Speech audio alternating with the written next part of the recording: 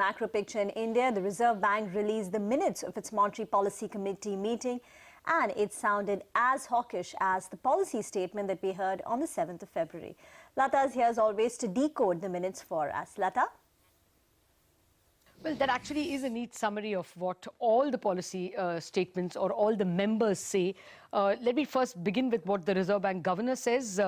In his minutes, he says that non-food and non-fuel inflation are his worry. Food inflation has fallen, but in the past, vegetables prices have rebounded very, very sharply.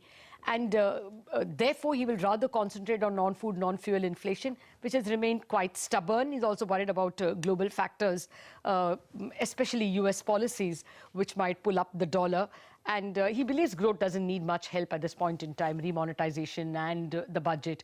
And, lending rate cuts by banks will take care of growth. I'll only point out what was different about the others, because everyone agreed with this.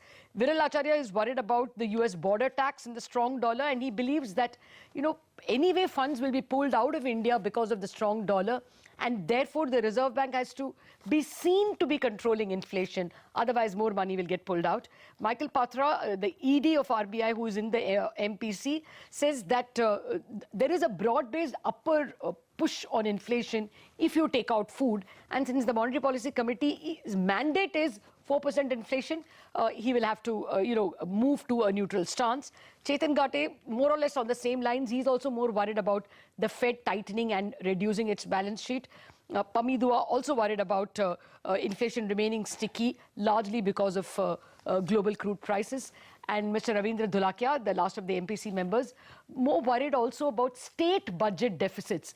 Too much of deficit in the state budgets can lead to higher inflation. This is more or less what we got in the monetary policy statement as well. And bond prices today fell anyway ahead of the committee's minutes.